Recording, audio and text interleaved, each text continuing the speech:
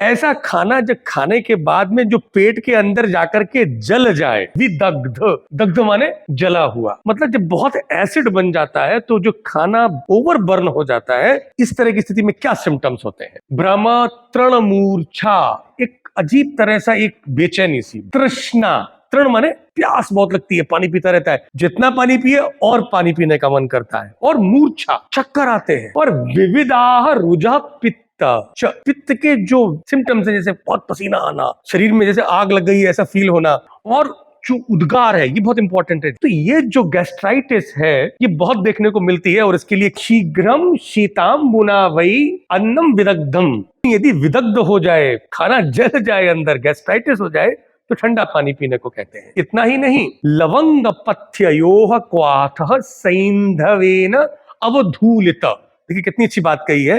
पथ्या मतलब होता है हरड़, हरित की। 100 ml खौलते पानी में 1 चम्मच हरड़ का पाउडर डाल करके उसमें लवंग डाल दे, कूट करके 4 लौंग, और उस पानी में थोड़ा सा सैंधव अवधूलित, जैसे धूल की तरह से थोड़ा सा सेंधा नमक डाल दे, और उसको यदि पी ले सुबह और शाम, तो जो जला हुआ खाना है वो सब बाहर निकल जाता है, और रेचयत्यपि, और रेचन भी कर देता है, जितनी भी गंदगी है उसको निकाल देता है।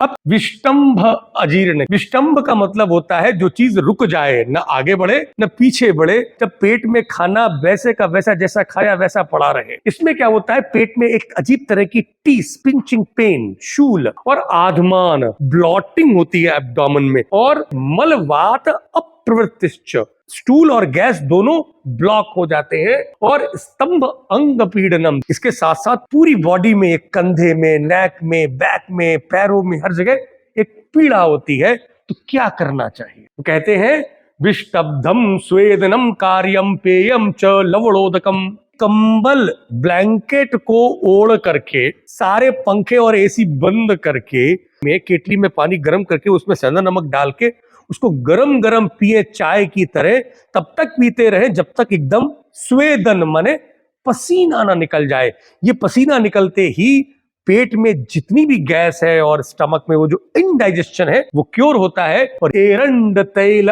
प्रविपाच्य पथ्याम, 100 ml खौलते पानी में 1 चम्मच हरड़ का पाउडर और उसमें 1 चम्मच कैस्टर ऑयल डाल के उसे मिला के एक बार सुबह सुबह पी ले, तो जितना भी जो अजीर्ण, जो अपच फंसा हुआ है पेट में, वो सब क्लीन हो जाता है 3 दिन के अंदर। जनरली पेशेंट को अब तो सारी दवाएं इंटरनेट पे मिल जाती हैं, पर ये जो हम लोग डिस्कस कर रहे हैं ये हम लोगों को इंटरनेट पर अवेलेबल नहीं है।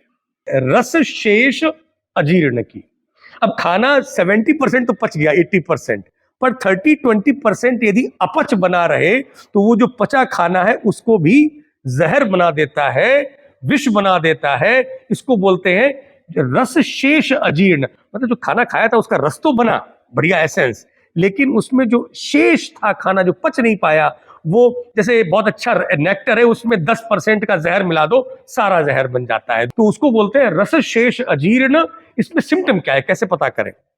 उद्गार शुद्ध वापी, जनरली क्या होता है कि जितने भी पेशेंट होते हैं अजीर्ण के, उनको उद्गार, उनकी जो डकार है वो कभी भी साफ नहीं होती है। रसशेष जीर्ण में डकार बिल्कुल साफ आती है, लेकिन भक्त आकांक्षा न, खाने की इच्छा बिल्कुल नहीं होती है, मतलब खाने से एलर्जी हो जाती है। जायते हृत गुरुता, और कार्डियक रीजन में, चेस्ट में एक बड़ा अजीब तरह का एक हैवी नस्सी लगती है, वो बड़ी बड़ी सांस लेता है, उसको बोलते हैं रस शेष अजीर्ण। इसको कैसे ठीक करें? रस शेषे दिवा स्वापम, जनरली दिन में सोना मना है, लेकिन यदि आपको रस शेष अजीर्ण हो जाए तो अपने पेशेंट को आप दिन में आधे घंटे सोने के लिए प्रिस्क्रिप्शन दीजिए। फास्टिंग करो और दिन में सो और गरम गरम पानी पियो, इससे ये प्रॉब्लम सॉल्व होती है। तो ये जो टोटल अजीर्ण है, यदि ये ठीक कर दे तो मदर ऑफ डिजीज ठीक हो जाता है।